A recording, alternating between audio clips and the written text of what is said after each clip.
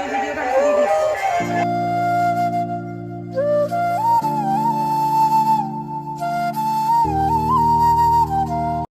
Hello everyone, তোমরা সকলে কেমন আছো? আশা করছি সকলে ভীষণ ভালো আছো। আর আমরাও কিন্তু বেশ আছি। আর আমার নতুন একটা ব্লগে তোমাদের অনেক অনেক ওয়েলকাম।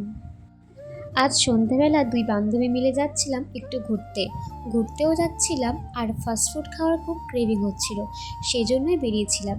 আসলে অনেক দিন ধরেই দুজনে মিলে প্ল্যানিং করছিলাম যে একটু বেরোবো, কিন্তু না, সময়ের অভাবে একদম হয়ে উঠছিল না।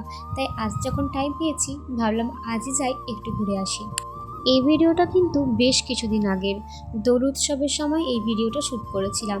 আসলে সময়ের অভাবে একদম এডিট করা হয়ে উঠছিল না। আমাদের বাড়ি থেকে একটু দূরে একটা ছোট্ট রেস্টুরেন্ট আছে, তো আমরা সব ফাস্টফুড খাবার সেখান থেকে কিনি। আজও সেমন কিনতে এসেছিলাম, কিন্তু এখানে এসে দেখি পাশেই একটা নাম কীর্তন উৎসব হচ্ছে, আর মাঠের মধ্যে না একটা ছোট্ট মেলা বসেছে। তাই আমার ফ্রেন্ডকে বললাম, চল খাবারটা আগে অর্ডার করে দিই, আর তারপর আমরা একটু মেলা থেকে ঘুরে আসি। সেমনই রেস্টুরেন্টে দাদাকে বললাম, তুমি পার্সেলটা রেডি করে রাখো, আমরা একটু মেলা থেকে ঘুরে আসি। আর মেলায় কিন্তু বেশ ভালোই দোকান বসেছিল। আর এই খেলনাটা আমার ছেলের জন্য কিনে নিলাম। মেলা থেকে এসে দেখি আমাদের খাবারটা একদম রেডি, সেজন্য আমরাও তাড়াতাড়ি করে বাড়ি চলে যাচ্ছিলাম। আসলে অনেকটা সময় হয়েছে আমরা এখানে এসেছি, আর বাড়িতে যেহেতু আমার ছেলে আছে, সেই জন্য একটু তাড়াতাড়ি বাড়ি চলে যাচ্ছি। বিয়ের আগে প্রায় আমরা দুই বান্ধবী মিলে ঘুরতে বেরোতাম, কিন্তু এখন তো খুব একটা সেটা হয়ে ওঠে না। সেটাই দুজনে মিলে গল্প করছিলাম আর হেঁটে হেঁটে বাড়ি যাচ্ছিলাম। আমরা বাড়ির প্রায় কাছাকাছি চলে এসেছি। বাড়িতে পৌঁছে দেখি আমার ছেলে দুধ খেতে খেতে একদম ঘুমিয়ে গিয়েছে, কিন্তু আমার গলার আওয়াজ পেয়ে দেখো কেমন ড্যাব ড্যাব করে তাকিয়ে আছে। আর ও কিন্তু এই খেলনাটা পেয়ে ভীষণ খুশি হয়েছে। এদিকে দেখো ও কেমন মন দিয়ে খেলনাটাকে নিয়ে খেলা করছে। এরপর আমি ড্রেসটা চেঞ্জ করে ছেলের সাথে কিছুক্ষণ খেলা করছিলাম। আর আমার ছেলে না, ওর সাথে যদি কেউ খেলা করে তাহলে কিন্তু ও ভীষণ খুশি হয়। এই জন্য ছেলের সাথে কিছুক্ষণ টাইম স্পেন্ড করছিলাম।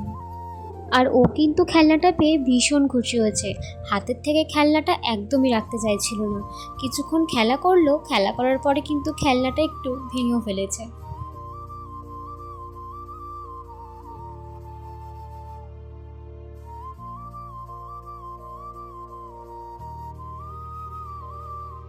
এরপর আমার ছেলে একটু কান্নাকাটি করছিল।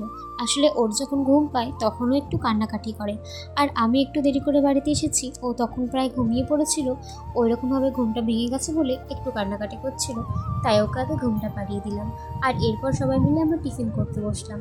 আমাদের টিফিন আর ডিনার কিন্তু একসাথে হয়ে গেছে, কারণ আমি যেহেতু একটু দেরি করে বাড়িতে এসেছি, সেই কারণে টিফিন আর ডিনার একসাথে হলো। আর আজকের ভিডিওটা আমি এখানে এন্ড করছি। ভিডিওটা কেমন লাগলো কমেন্ট করে জানিও, আর ভালো লাগলে আমার চ্যানেলটাকে সাবস্ক্রাইব করে দিও। টাটা, ভালো থেকো সবাই।